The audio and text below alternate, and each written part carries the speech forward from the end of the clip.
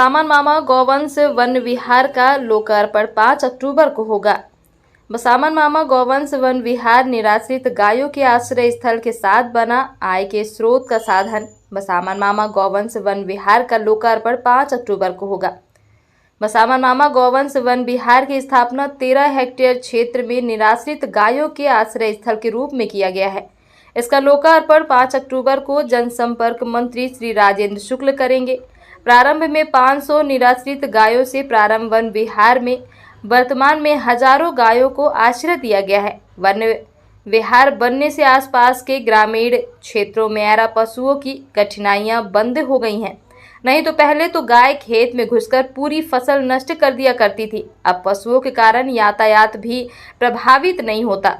सड़कों में अब पशु बैठे हुए नहीं मिलेंगे। वन विहार में निराश्रित गायों के चारा एवं भूसा का प्रबंध पशुपालन विभाग एवं संचालन समिति द्वारा किया गया है। क्या किस तरह से आप कार्यक्रम कर रहे हैं स्वच्छता के लिए? अभी तो जो हमारे पार्टी और प्रधानमंत्री जी के द्वारा आग्रह से किया गया है स्वच्छता का और प्लास्टिक मुक्त भारत के निर्माण का, उसके तहत हम लोगों ने यहाँ एक कार्यक्रम रखा है इस बूथ के अंतर्गत और सिमरिया मंडल के अंतर्गत। तो अभी स्वच्छता का कार्यक्रम हो चुका है। उसके बाद इस 5 तारीख को आप सब जानते हैं मध्य प्रदेश की सबसे बड़े गौवंश वन विहार है ये बसामन मामा गौवंश वन विहार, जिसको बसामन मामा जी ने, भगवान बसामन मामा जी ने 500 साल पहले कहा था कि ये भूमि होगी गौओं की चरनोई। और जब शिवराज मामा ने यहाँ घोषणा की कि गौवंश वन विहार बनाना है, तो राजेंद्र शुक्ला जी जैसे भागीरथी प्रयास करने वाले उनके विधायक और मंत्री ने यहाँ पर काम चालू करा है 2017 में। और आज ये बहुत आप देख रहे हैं कैसे आकार ले चुका है। यज्ञशाला गेस्ट हाउस जहाँ पे अपन खड़े हैं, सामने एक बंजर भूमि थी तो पूरे जगह पेड़ लग गए। 20 गौ सेट बन चुके हैं। 10,000 गौवंश के रहने का इंतज़ाम यहाँ है। 700 मीटर जन भागीदारी से सड़क बन चुकी है। गोबर गैस प्लांट बन चुका है। एडमिनिस्ट्रेटिव ब्लॉक का भूमि पूजन करने वाले हैं। पानी के लिए यहाँ 80 लाख रुपए अलग से मंजूर किए जा चुके हैं। एक स्टॉप डैम बना दिया है जहाँ यहाँ पानी की बड़ी दिक्कत होती थी और पूर्वा आसपास के गांव में जल स्तर बढ़ गया। तालाब में पानी भरने का काम किया, उससे जल स्तर बढ़ गया। तो 5 तारीख को इस पूरे काम का माननीय राजेंद्र शुक्ला जी के हाथों, सांसद जनार्दन मिश्रा जी रहेंगे, उनके हाथों इस काम का लोकार्पण होना है। और उसी की तैयारियां आप देख रहे हैं तेज़ी से यहाँ पर चल रही हैं। सुबह 10 बजे ये लोकार्पण कार्यक्रम स्टार्ट होगा। पहले गौ पूजन होगा, फिर यज्ञ हवन होगा, फिर उसके बाद लोकार्पण होगा, मंची कार्यक्रम होगा। इसके लिए हम लोग यहाँ प्रतिदिन, कल भी पूरी टीम यहाँ लगी हुई थी, आज भी, और ये टीम 5 तारीख तक लगातार काम करती जा रही। अभी यहाँ और भी कुछ शेष बचा है? अभी तो ये अगले 2-3 सालों में ये देश की सर्वश्रेष्ठ गौशालाओं में बसामन मामा गौवंश वन विहार शुमार होगा। ये हम लोगों का प्रयास है। एक बड़े पर्यटक स्थल के रूप में, एक आध्यात्मिक पर्यटक स्थल के रूप में, और हिंदू धर्म, सनातन धर्म में गाय के प्रति बहुत आस्था होती है। गौएँ मारी फिरती थी, बेसहारा गौवंश।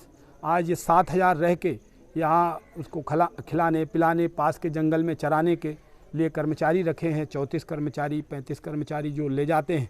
मैनेजर है, वेटनरी डॉक्टर है, हॉस्पिटल बनाया है। बहुत सारे प्रकल्प यहाँ पर चलाए जा रहे हैं।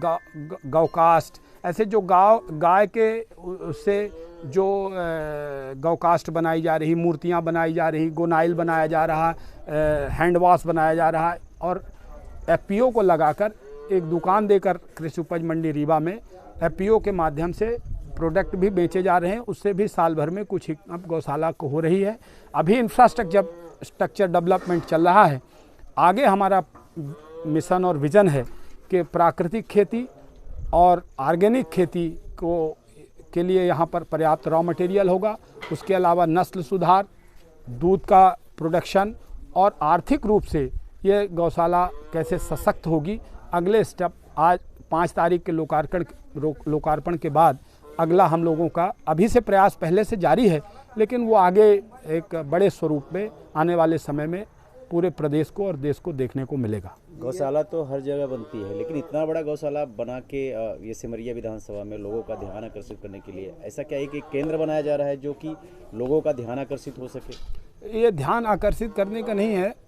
देखिए, सनातन धर्म में ये कहते हैं कि गाय के अंदर 33 कोटि देवी देवता निवास करते हैं, और जब गायें मारी मारी फिरती हैं तो जिस पर 33 कोटि देवता निवास करते हैं, तो हम अपने क्षेत्र का कल्याण और अपने क्षेत्र के विकास की संकल्पना की अवधारणा को कैसे ज़मीन पर उतार सकते हैं।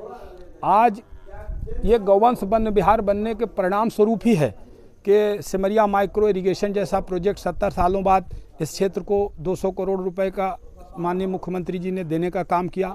बसामन मामा मंदिर देखिए चमक गया है, सबरी माता मंदिर बन गया, पूर्वा फाल का कायाकल्प हो गया। 1600 करोड़ से अधिक के, जहाँ से रीवा से आप गोदहा तक आए हैं, आप शानदार 10 मीटर चौड़ी सड़क 100 करोड़ की लागत से बन गई। तो आज 1600 करोड़ से अधिक के कार्य 2.5 साल में यदि स्वीकृत हो पाए हैं, तो उसमें मेहनत का परिणाम और ईश्वर की कृपा, गौ माता की कृपा भी है। तो यदि गौ सेवा होगी, सनातन धर्म का ये मानना है, तो उस परिवार पे, उस जगह पे ईश्वर की कृपा होगी। इस आस्था के साथ और इस विश्वास के साथ भी हम लोग इस प्रकल्प को तैयार कर रहे हैं। और आप देख रहे हैं कि ये सिर्फ गौशाला नहीं है, इसको गौशाला कहना उचित नहीं होगा। ये एक बहुत बड़ा पर्यटक स्थल, पूर्वा, बसामन मामा मंदिर, सबरी मंदिर और गौवंश वन विहार मिला के आने वाले 3-4 सालों में रीवा जिले के बहुत बड़े पर्यटक स्थल के रूप में होगा। एक तरफ हमारा वाइट टाइगर सफारी है, तो दूसरा हमारा गाय सफारी। यदि हम रीवा के लोग शेर पालते हैं, शेर को खिलाते हैं, तो हम गाय को भी पालते हैं। ये एक बहुत बड़ा मैसेज है पूरे देश के लिए और प्रदेश के लिए। राजेंद्र शुक्ला जी ने बहुत लगन और मेहनत से इस गौशाला को बनाने में अपना योगदान दिया है। शिवराज सिंह मुख्यमंत्री जी की घोषणा के अनुसार इसको ज़मीन पर उतारने पे हम लोगों ने रात दिन एक किया है। अभी एक उपलब्धि और रीवा को मिली है आप लोगों के प्रयास से, संस्कृत विश्वविद्यालय का। तो जैसे कि आप यहाँ गौशाला के लिए प्रयासरत हैं, संस्कृत विश्वविद्यालय आएगी, तो यहाँ जो एक सनातन धर्म है और इन सब चीज़ों के लिए बढ़ावा मिल रहा है, अभी इस तरह से और क्या प्रयास करेंगे आप लोग? देखिए, आप कोई कल्पना कर सकता था कि सफ़ेद शेर वापस आएगा 70 सालों के बाद? हमारे नेतृत्व ने, रीवा के नेतृत्व ने, हमारे भारतीय जनता पार्टी की सरकार ने हमारे गौरव को वापस दिलाया। इतना ही नहीं, विश्व के सबसे बड़े सोलर पावर प्लांट में से एक क्या रीवा में लगेगा। दिल्ली के मेट्रो रेल हमारी बिजली से चलेगी। कृष्णा राज कपूर की जहां शादी हुई थी, वहां कृष्णा राज कपूर ऑडिटोरियम बनेगा। 1300 साल पहले जहां शंकराचार्य जी ने कहा था कि 5वां